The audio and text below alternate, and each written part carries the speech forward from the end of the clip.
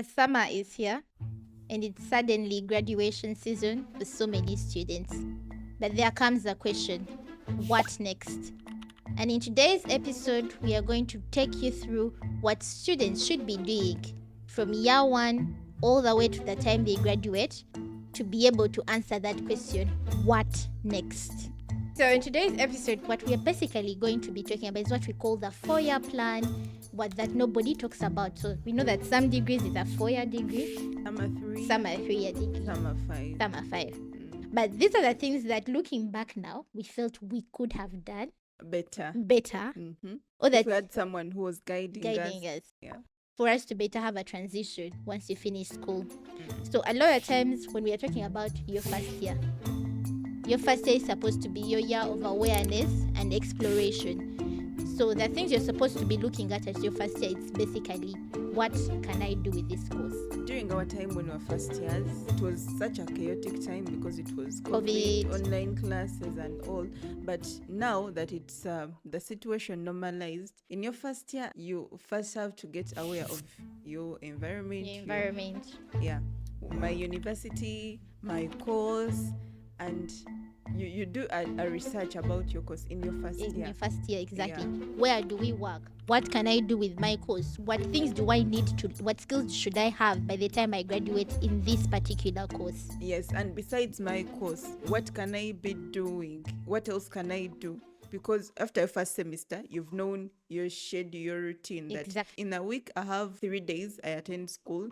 In the other days, I'm free. What should I be doing with my free time? Exactly. Yes. Because the reality is that the days you're free, you could be taking online courses to be able to have a good CV. Take the online courses during that free time. The skills you could be picking up along the way and not just wait for your final time. So you also need to start, in your first year, you need to start building your digital, what we call the digital footprint. Create a LinkedIn account. And you don't have to be very professional. Don't be very intimidated when you get there and suddenly you look at people posting their work.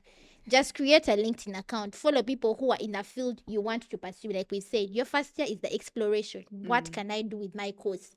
So once you're doing that exploration, get onto LinkedIn, create an account. Look at people in that field that are doing the kind of work that you want to be able to do. And after creating that LinkedIn account, create a professional CV. Forget about these CVs you create and you drag a box with my word. Learn how to create a CV that stands out. Document everything, everything you think it will count. Go for those volunteering programs. Add it on your CV. Every time you complete a task, add it on your CV. It will really count after the end of your course. Yes, and the other thing, we talk about building your past, just what we call the soft skills. Being able to communicate, being able to write and write really, really well. Teamwork, your presentation skills, those are things you work on your first year. How well do I work in a team? Can I communicate effectively? If you are shy, find time and work on that, because once you graduate, realize there's people who have good resumes and very good transcripts, but they cannot communicate their ideas. Talking about soft skills, before going to Algeria, I was very, very bad at presentations. But when we went to Algeria, you had to present in a group. You had to work in a team of people you don't even speak the same language you're struggling to communicate with.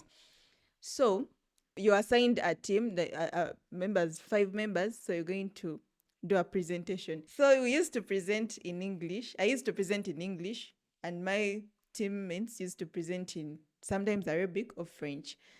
But working as a team, it would really take you some grace, like to work with those people, because you're arguing, you have your other idea, they have their other perspective, but you must merge it to come out with one thing.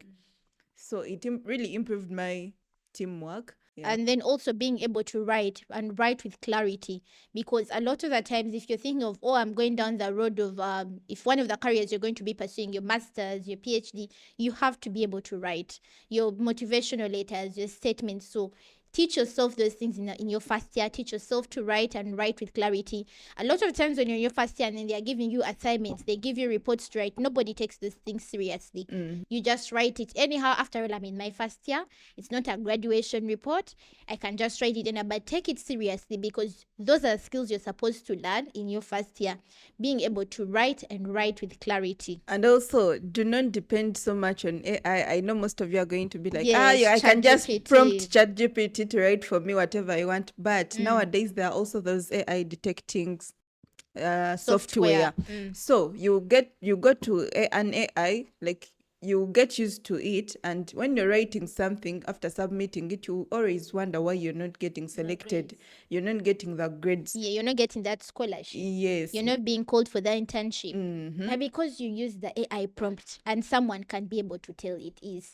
Try write down your whatever motivational letter in a raw format. Maybe inquire from AI, but first write it in a raw format. Yeah. Now, when we get to your second year, you're done with the exploring, because your first year, you're trying to figure out, what can I do with my course? I'm learning my modules.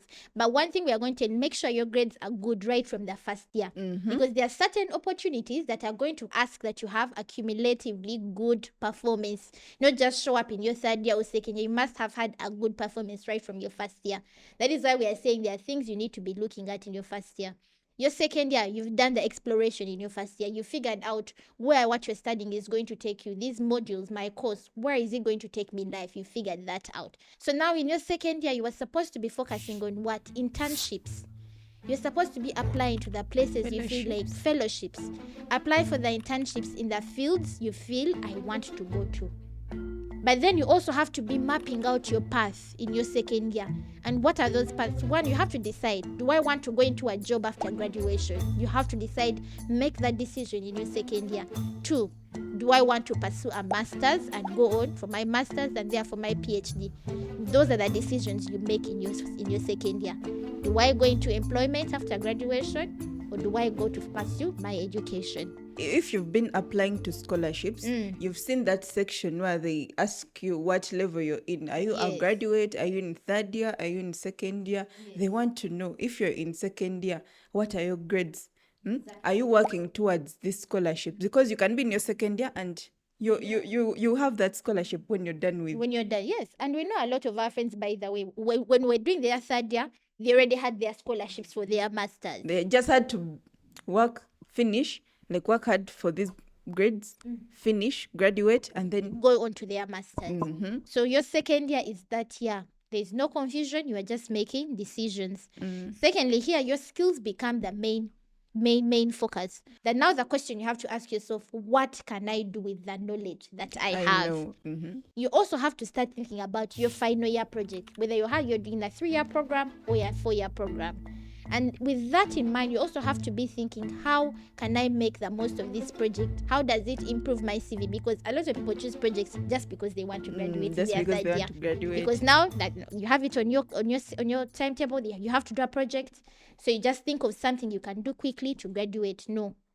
Think about that second year. Projects nowadays, they focus on real world problems. Yes. So if you're doing just a project to graduate, I'm afraid at the end of that day, you won't have a job, or you won't qualify for a master's, or whatever you want, or wherever you want to be. So think about your project as a solution to a real world problem. When you place your project out there, when you show your project to someone, you can get funders. They can say, this person, we can employ this person. Employ them, exactly. Yeah. Because they understand you have the skills, you've worked on a project that is similar to their field. That's why we said for the second year, you have to be making that decision. Do I go into employment? Do I go into my master's? Make sure you're also working on an internships, because they are very important. The internship places you're working at probably are the places you're going to have your employment once you graduate. So be very intentional in the industries you choose to work in, based on what you've chosen for your career path. And by the way, when you're done, when you're writing your CV, on the part of experience, add those internships. Yes, because they're important. Yeah. They are part of the experience. Yes. So you have to be talking to people in your field. Because even in your second year, I remember for me personally what I did, I thought about all the specialties that were available for masters in what I was studying. And I started talking to people who are doing those specialties. And I said, you're doing a master's in this. Okay, what do you study? What do I need to have covered? And I got that because now this is the time you need to talk. You need to talk to people in that field who have graduated to guide you first. Sometimes it's about the internships. Sometimes it's on what you need to do differently, or the things, the skills you need to pick up for your extra year, the third year you're going to be in, or your fourth year. The skills that you need to have to pick up. Talk to your lecturers also on what to guide. Sometimes they help you choose whether it's the industry path. If it's the masters, they will guide you on where to apply and what scholarships are available and what opportunities are available. There are also professionals on LinkedIn. Yes. From your very specialty, talk to those people. There are also groups on social media platforms. You can find groups on Facebook and LinkedIn. Like, join those groups, engage with those people, learn outside your, let me say, if you started from Algeria, learn from people who studied from all over the world. Yes. Yeah, stop focusing on only your circle. Learn outside your circle. And you need to remember that summer is a very long period. 2 or 3 months of holiday. Make the most of it, because that's the change that you're going to need once you graduate. We talked about creating your CV. Your second year is about also tracking your CV, tracking the progress. Whatever you're doing, if it's the project you've been working on along there, please work on those projects, however small it is. For the engineers, build something because you have that equipment available to you in your labs. Always work on building something and always add those projects on your CV. I worked on building this platform. I built a platform that does that. Those are things you're going to add onto your CV and make you a bit more employable. Even if you're a science student, I would advise to learn something outside science. Yes, business. Yeah. Learn coding. Learn business. Learn accounting. Public speaking.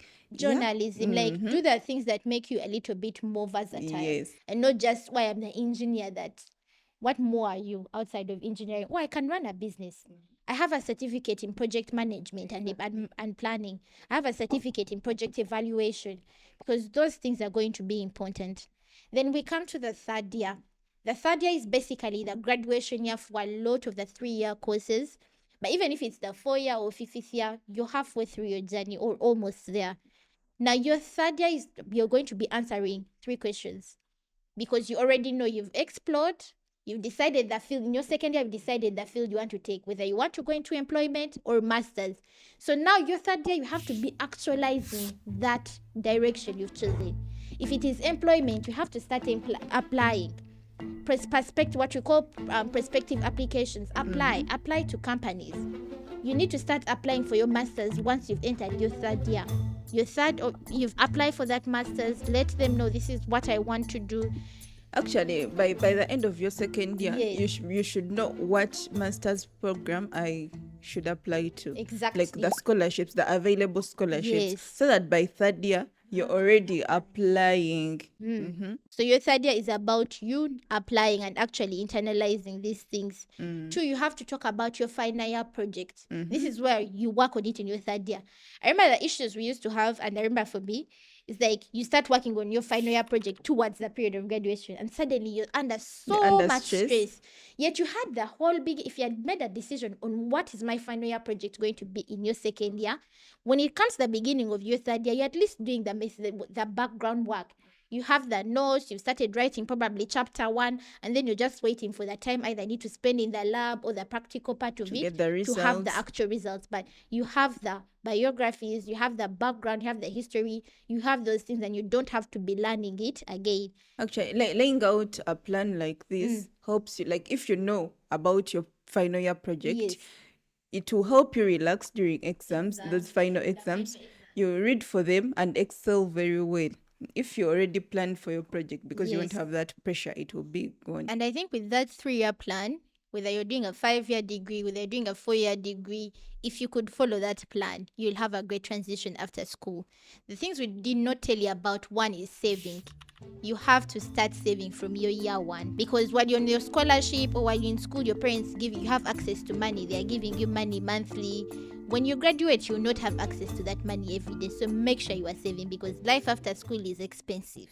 And when you're buying gadgets, Yes. let me say laptops, Yes. buy things which are long lasting, which are high quality, that I can use this thing for 5 years After graduating. after graduation and it's still in good in condition. good condition. Yeah. And when it comes down also to the kinds of clothes you're going to be buying, right from I think your second year, make sure your wardrobe includes a number of outfits that you could wear to interviews. That's why we talked about your second year, you start going to internships. So make sure your closet includes outfits you could wear to interviews. Because after graduation, if you get a job, you have to have at least a month of outfits. And also, like after graduation, like when you're back in your country, Yes. you're not going to have money. Money. You're not going to be able to spend on clothes because you'll be focused on transport, on printing, because printing is yeah, expensive in a and lot of just countries. small money for Small money welfare. for welfare. So you won't be focused. You cannot go buy a suit To go to the interview, for the because interview, now and that is which you're not very sure it that now you're going seems to like get a a job. luxury. It's no longer a need. So it's important that you're saving your money, that you're planning your outfits, even shoes. Do not just buy all the open shoes, the sneakers. Make sure you have shoes you could wear to the office. That if you came back, if you were given a job immediately after graduation, do you have a closet that could go at least a month?